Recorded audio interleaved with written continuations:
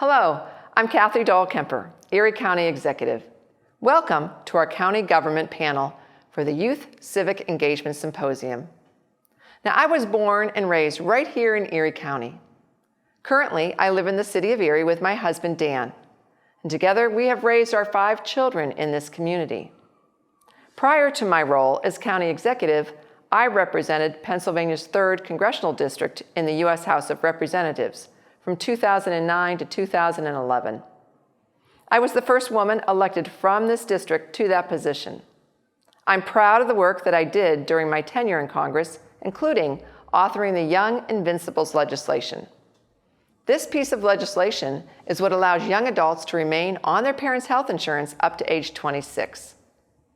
I took office as Erie County Executive in 2014 and was reelected for my second 4-year term in 2018. This will be my final year as County Executive, as I have decided not to run for a 3rd term.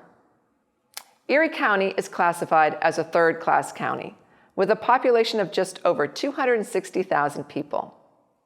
Erie County is governed by a home rule charter, which distinguishes powers and functions of each branch of county government.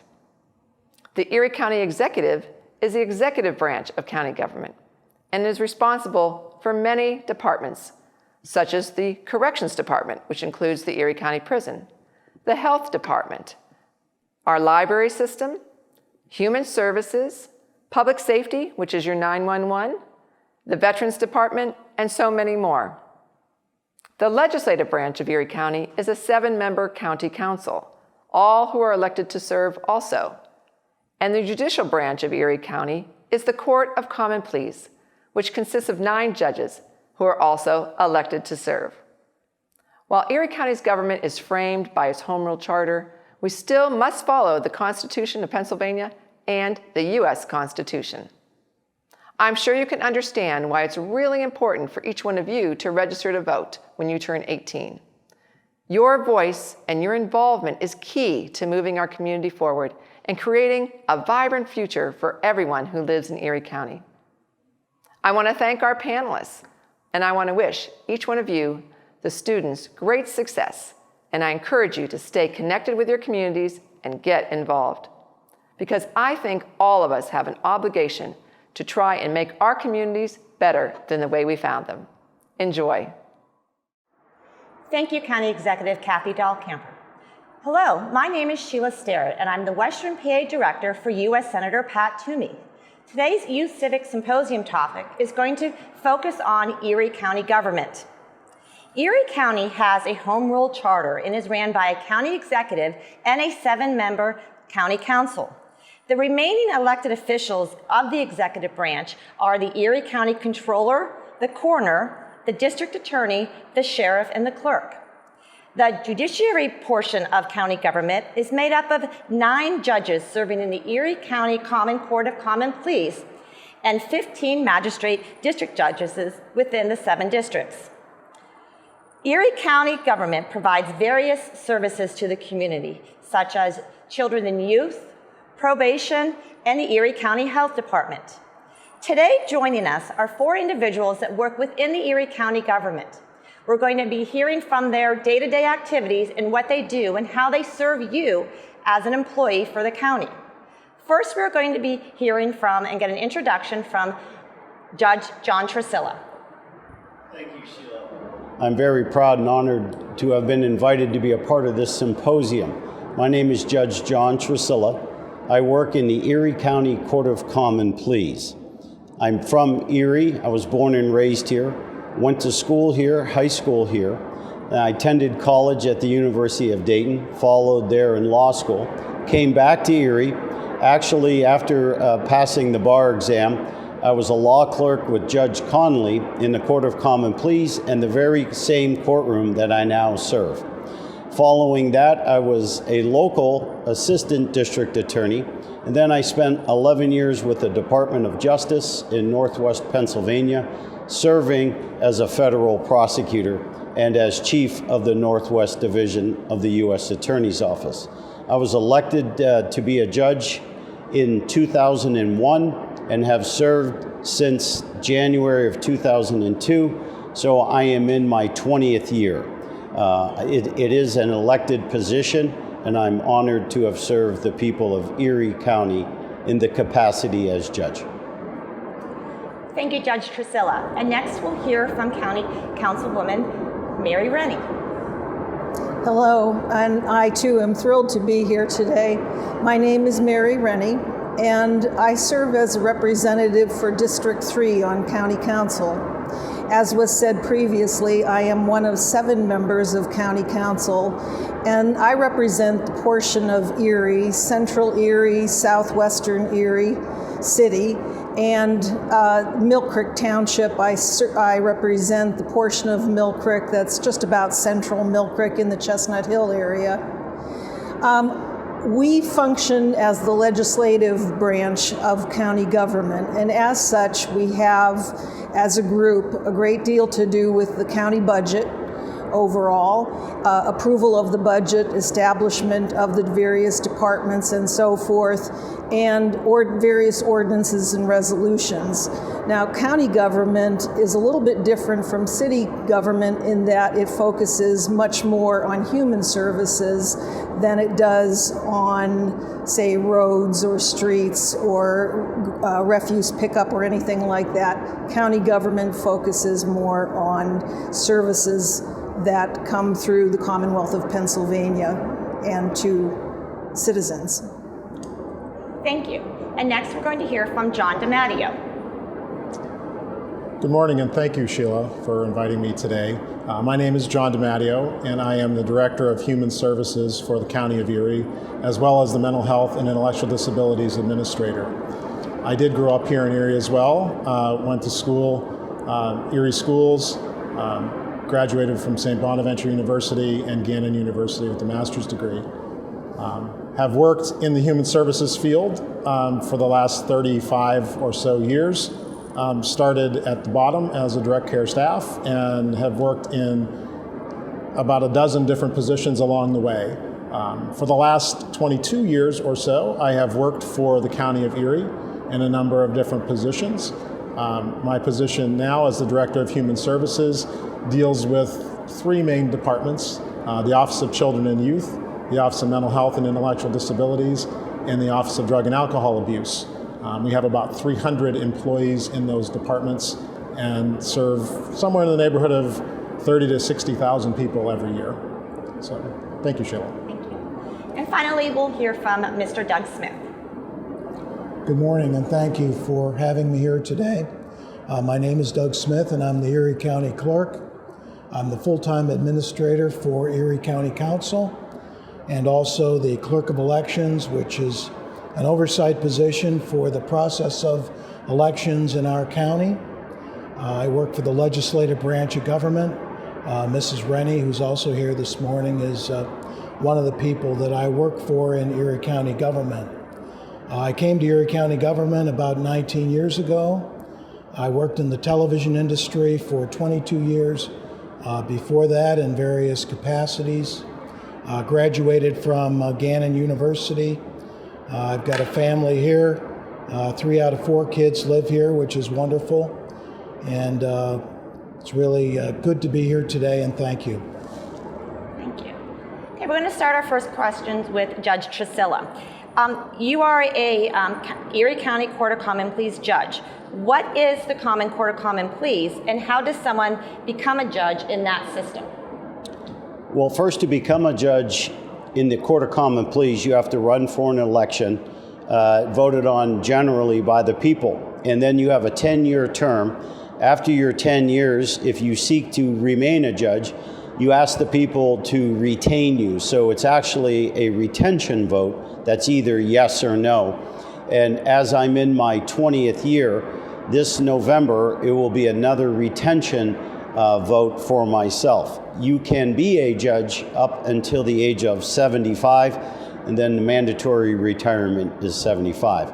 The Court of Common Pleas, as it suggests in the name, is a court that handles common problems that people may experience and are looking for legal resolutions. Now, that may mean anything from a criminal wrong to a custody matter. It could be matters involving juveniles, that means anyone under 18, who either get in trouble with the law or don't, for example, have proper parenting at home. That's called dependency.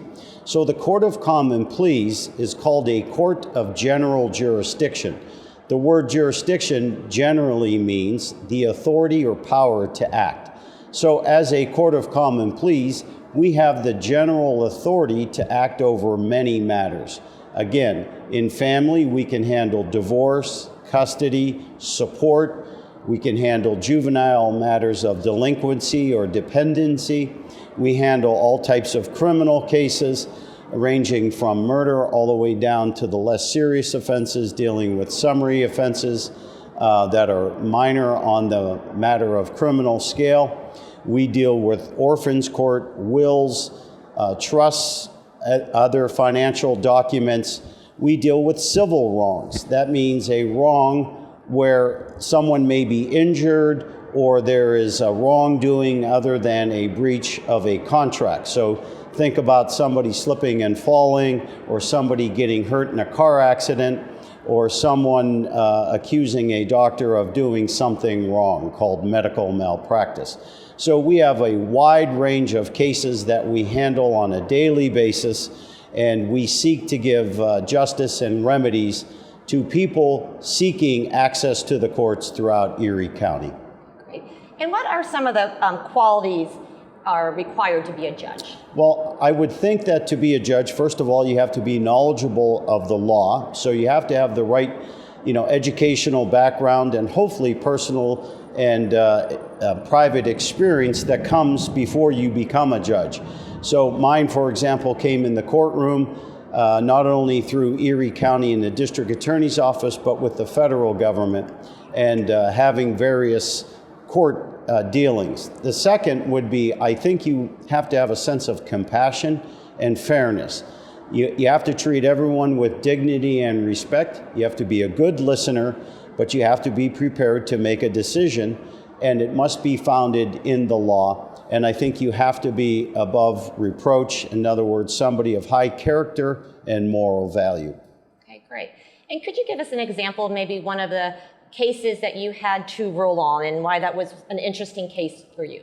Well, some of the interesting cases, of course, deal with human drama, and no higher drama than a murder case and the unfortunate situation that manifests there. And one of the more high-profile ones that I had to oversee involved a defendant named Christopher Leclaire, and people in Erie County knew it as the Lake Erie boat case, where he had been found guilty of murdering his wife.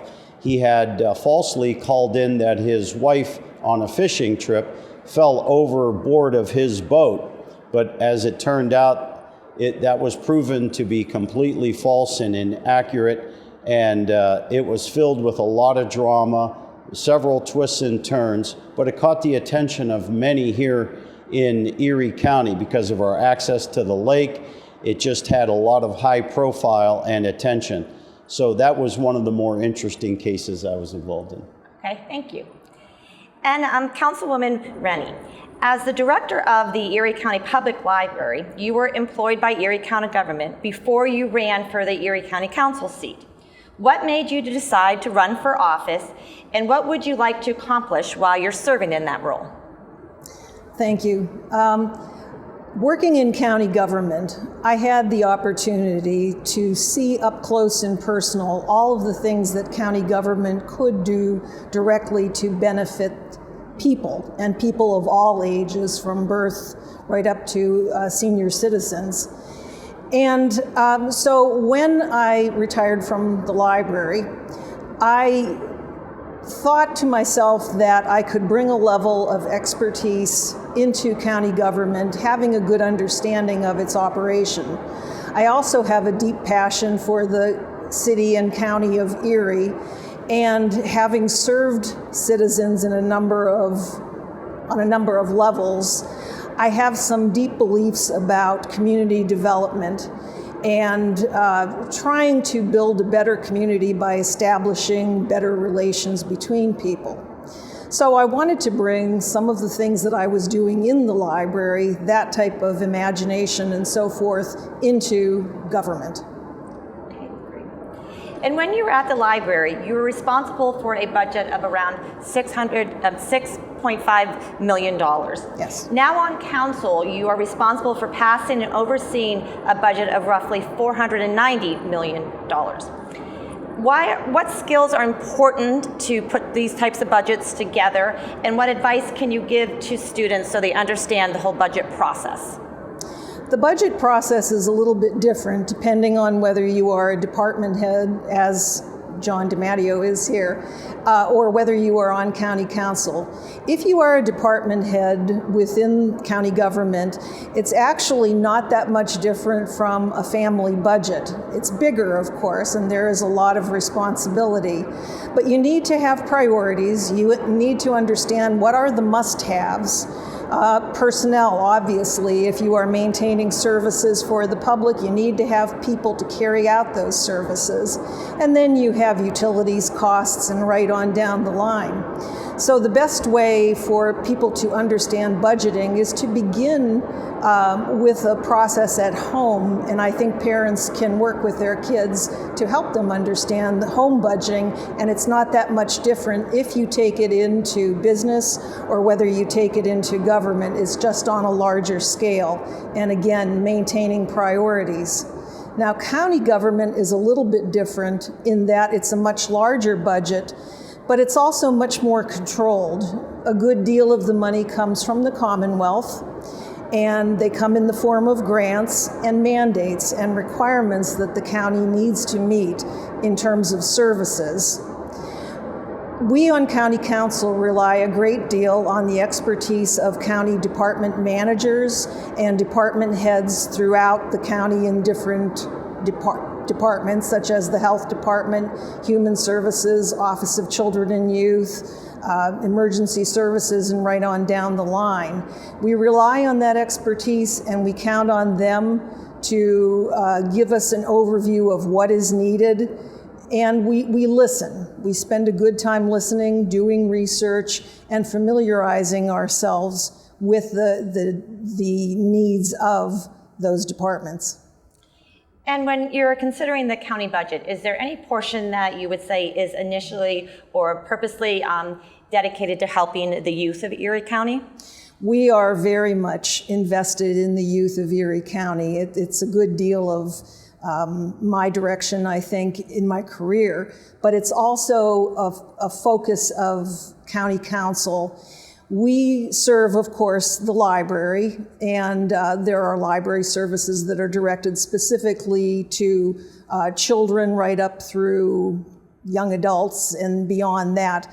But we also have services throughout the county that are initiatives focused on young people. The brand new community college, for example, is an effort for education for young people. We also have and support a number of nonprofits in the area, and we're very proud of that. We have the Summer Jobs and More program, which offers some job experience for high school students and right on down the line there. And we're very proud of the work that we do in encouraging youth to reach their potential. Great, thank you. And next we're going to go to John Dimario. Human services provision is one of the most important functions of county government. You oversee several departments and multiple employees. What departments are you responsible for, and can you give us some examples of careers in high demand in the county? Sure. Human Services is, again, mental health, intellectual disabilities, Office of Children and Youth, and Drug and Alcohol Services. And currently, our need county-wise, we always have need for caseworkers in children and youth. That is something that we have had continual need to expand the services. Right now, we have about 160 caseworkers that work in children and youth. It is hard to keep those positions filled. They require a college degree or some college credits as well as some experience. And so that is our number one position that is almost always open. The other that seems to be open quite often is clerk positions, clerk typist positions, administrative assistant positions, in which people can start within our agency and then move up throughout their career. I have someone who started as a receptionist and is now second in command in our mental health services, and that was within a 7-year period. So it was somebody who was driven and wanted to be able to continue their career, and they were able to do that with us. Additionally, in human services, we contract with over 250 different agencies in the Erie area to provide services to our people. Those positions, there are probably about 6,500 positions available in those different agencies. What's open? We just did a survey last week. Our mental health providers, there are 220 jobs open currently, which is really putting us almost at a crisis point. But there are positions that are anywhere from high-level positions to entry-level positions. And many of those, high school diploma is sufficient. Without any experience, people are willing to do training. So we have a number of ways for people to enter our system, and there is room for growth. And what prepared you to lead this department, and what does it take to lead it well? Leading this department is an interesting position. It's the most interesting one and the most fun one that I have ever had. And the reason I say that is because every single day it is something different. And you never know exactly what the crisis of the day may be. I love to solve problems. That's my most favorite thing in life to do, is to solve problems. And so every day you think you know what your day might look like, and it's something a little bit different. What's prepared me for this is that I've been able to work in a number of positions throughout my career in human services. So when I started at the county, I worked in intellectual disabilities, then I worked in mental health, then I worked in drug and alcohol services before I was in this position of leadership. So I think it has given me an open view of many of the positions and what they entail. So I think that has helped to bring leadership to this group. Okay, and you'd mentioned some possible opportunities to be employed within the county. What are some skills the students should have to consider those positions? And if they wanted to apply, what's their first step to apply within the county? So some of the things I guess I would talk to students about if they were interested in working for human services is to think about some of the basic things. When you come in to apply for a position, appearance, manners, your general education sometimes is enough to get you in the door. And I think that is something that people look over at times. They think they need something specialized in order to come to work for us. Some of the positions may require that, but the entry-level ones generally do not. So we would encourage them to go to the county's website, click on careers, and be able to fill out an application there. You can see the jobs that are open at any point in time on the county's website. And right now, I think if you went there today, there are probably a dozen different positions that are posted, many that high school graduates would be able to apply for right away. Great, thank you. And Mr. Smith, your role is kind of twofold, as in the county council clerk and also the clerk of elections. And can you give us an example of how you work on a daily basis with council? But we'd really like to get your insight about your role with the elections and why it's important for students to consider to vote. So on a daily basis, I kind of have a split role. In terms of serving council, there's 7 elected officials. I help them prepare their agendas, prepare legislation to go on those agendas, help with communications, letters, interdepartment communication. They are part-time legislators, and so I'm there full-time to assist them in their official duties. And they say part-time, but they're there a lot more than most part-time people. But that's a part of what I do every day. And then I oversee elections. I've got a supervisor of elections and a warehouse manager that work under my aegis. They each take a piece of the election puzzle. Elections are made up really of 2 pieces, registration, of course, and voting. So We maintain a list of registered voters. That's a state charge that we must do. Add people, you subtract people when they might move or pass away, whatever the case may be. But then also we have to prepare for a primary and a general election each year. So it's a matter of having our equipment properly prepared, programmed, checked, having a workforce of poll workers ready to serve in our 149 districts. So that's about 900 people that serve us twice a year approximately. Part of that is elected, but the other part of it is really retention and attraction on our part.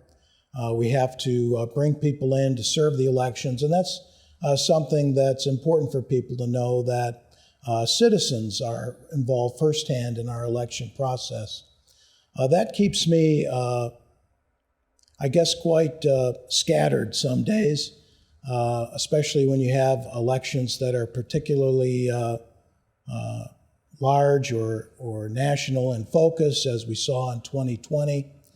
But it's a job that I really enjoy because, as John mentioned, it's usually something different every single day, and quite a bit of what I have to do is solving problems. And it may be citizens calling us. They're trying to get somewhere in county government, and they don't quite know where they have to get. So that's another function of our office, and one that I particularly enjoy. And Mr. Smith, why do you think it's important for students to vote, just as a civic duty to themselves? I guess if one asks themselves why voting is important, you might as well ask why breathing is important. This is your way of taking action, not only in your community, but in your very life. We're blessed to live in a republic where we do have a voice. Elections are won and lost by very small margins. We saw that just recently. In fact, the margin was so small in some places, we can't convince everybody that the result was what it was. But it's a duty that I think, when I turned 18, I was one of the first in our group of 18-year-olds that could vote. And I took it very seriously. And I ask you out there, make a pact to vote at least once a year. Twice a year would be better. But try to vote in every election if you can. This is your way to make a difference, really. Great, thank you. And the next question is going to be for the entire panel themselves. When you look back on your life, what did you study and what skills did you develop that were most important to prepare you for the role in the government? So we're going to share that answer around to everyone. Judge Tracilla, would you like to start?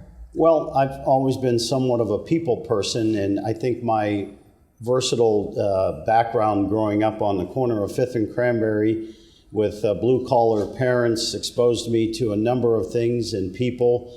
I worked in various capacities, tried different jobs, experienced different things. A famous coach, Lou Holtz, once said, "No one ever drowned in their own sweat." So don't be afraid of hard work. Go out and try different jobs. I did that.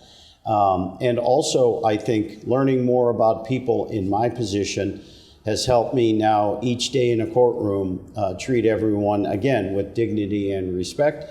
And of course, you have to have the academic background. So graduating from high school, college, and if you want to go the career path of a lawyer, that's the predicate to being a judge. So you have to go to law school. And then, I never had a specific design on being a judge. It kind of just, my goal was to work hard and distinguish myself in whatever capacity I found myself, and that kind of led me to where I am today. So having an all-around background and, again, knowing people, at least in my position, has proved very advantageous. Great, thank you. Ms. Penny? Well, I think We are about past the point where we can see that there is a one-size-fits-all when it comes to education.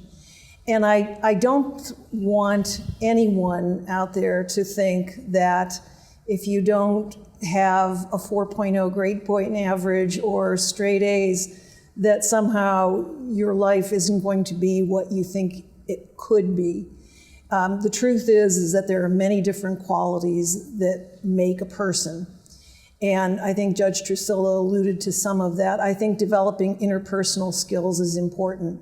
Be open to new experiences, whether that means volunteering someplace, whether it's working with other people, but be ready to take on opportunities and to embrace new opportunities. Written communication is important, sure, but verbal communication is really important, and just an understanding of what other people are going through and develop that type of empathy where you can walk a mile in the other person's shoes, and it'll take you a long way, believe me. Right. Mr. Dimario? I think, my thoughts on this are similar to Judge Tracilla's in that, it came from a background of grew up on West 29th Street. My parents both worked.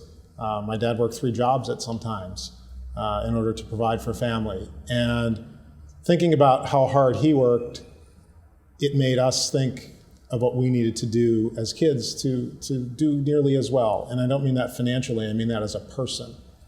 And I don't know if that's what drew me to the career that I'm in now or not, but it really just the ability to work with people, listen to people, learn along the way. I've had many bosses. I've had at least 5 different county executives since I've worked at the county who are bosses. They all have different methods, and they all do things that you can learn from. I've tried to learn in every job that I'm in, to learn the good and the bad that you can take away, learn what to do, learn what you would do differently. And all of that is something that I think you put in your own toolkit as a human being and leadership if you end up in that type of a role. So those are things I think to pay attention to. When you were talking about education or something that led us here, I think about a college experience in which we were given what they called case studies at the time. And they said, okay, you 4 are going to work on this case. And they said, here's this company. And they didn't tell you what the problem was. They just said, here's this company, what would you do with it? And so that's kind of how all of our jobs are. You don't know exactly what's going to happen on any particular day or what the issue might be on a particular day, but you need to work it out and make it work best. So think about those things as you're looking for a career, things that you go into. Think about the big picture of things. Don't just think about that specific job that you're working on. And Mr. Smith, again, the question was, what type of skills did you develop and study that helped prepare you for your role? I would say the biggest was communications, speaking and writing, but especially writing, being able to write effectively and especially taking perhaps complex ideas and simplifying them so that they're more understandable has helped me a great deal. I didn't come into government with a lot of experience, so I had to really rely on the skills I had honed in a previous career. But the other one I would cite is being willing to walk through your fear. I came into a job pretty well unknown, not sure exactly what to expect. 7 supervisors, all independent contractors, yet linked by a council. And so I came into it with certain fears about failing, about not doing a good job, all those sorts of things. And what I've really learned is to really put those things aside, and that there really is no terrible thing that's going to happen. We all go through life and do our best, and sometimes we succeed, and sometimes we don't succeed as well, and sometimes we fall right on our face. But there's always another day. So that's a thing that's kept me going. Okay. Great. And the next question is, when you took on your respective roles with a certain amount of preparation and awareness about what you were getting yourself into, but what is something that you had to face that you didn't expect, and how were you able to resolve that problem? Judge Tracilla, would you like to go first? Very much in the Court of Common Pleas, we are in the people business, so every day presents a new challenge, much like my colleagues here through county government. And so you never really know what your next case is going to be. Someone had asked me before, what's your most important case? And the answer always is the one I'm hearing right now. So you really don't know how to prepare for the nuances of some of the individual characteristics of a particular case. You might know the law, but there may be altering facts that come out in testimony, so you have to adjust to that. And I will say, there's a great amount of responsibility in ruling.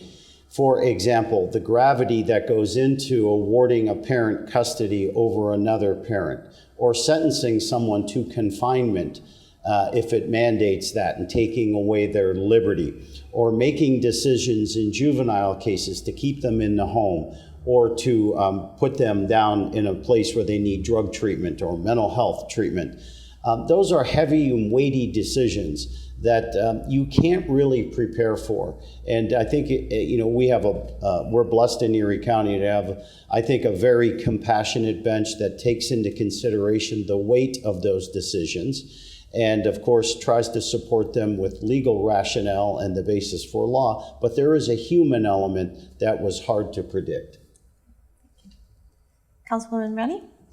Yes, well, on county council, I think the thing that has surprised me most is that there is very little in the way of routine, and there's often not a lot of time to do the fact finding that we wish we could do for each and every situation, for each and every request that comes across our desks. So I think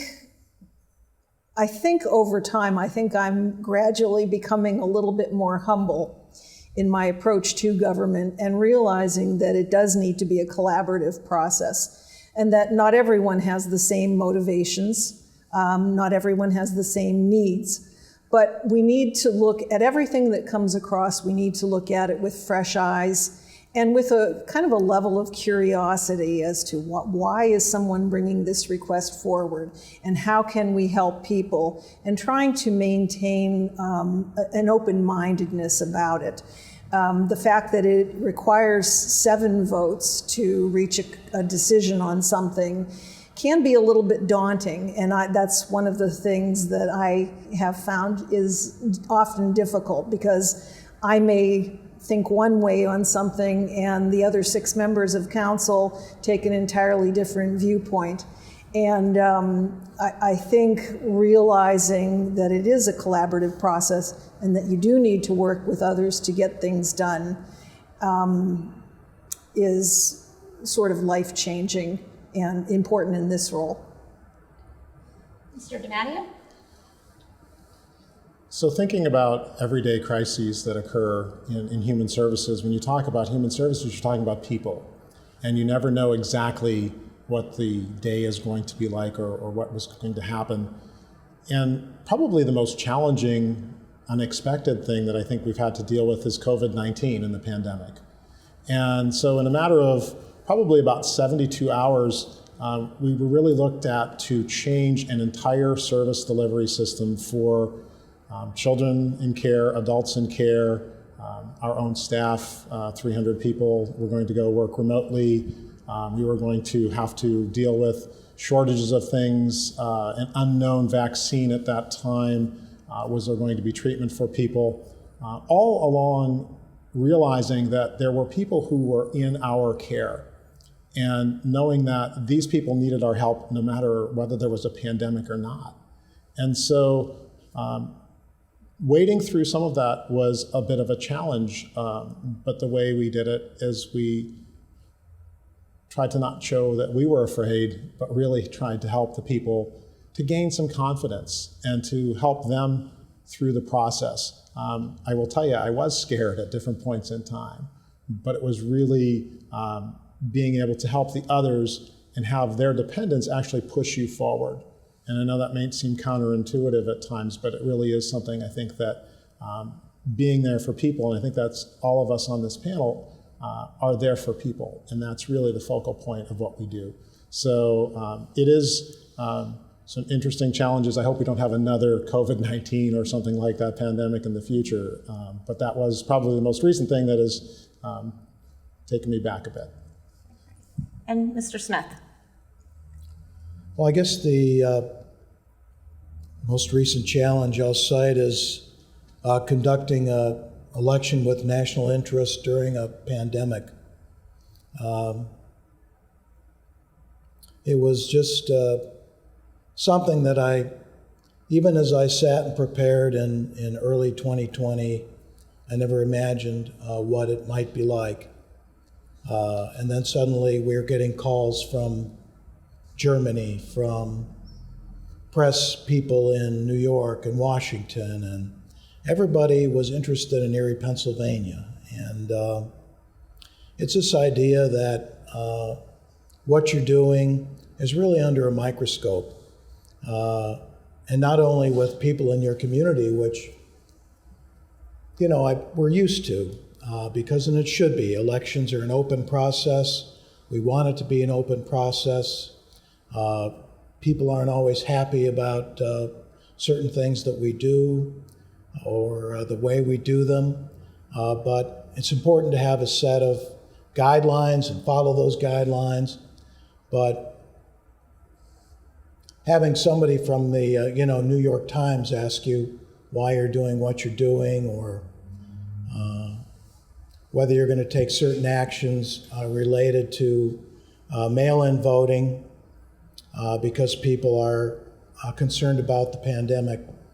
Those were just things that I never really was prepared for. I really am grateful, though, that my Board of Elections, Mrs. Rennie was on that board, and some others are really there to support our election efforts. And so I guess I'll sum that up by saying, in any challenge like that, it's important that one doesn't take it all on themselves, that you rely on the people around you, the team around you.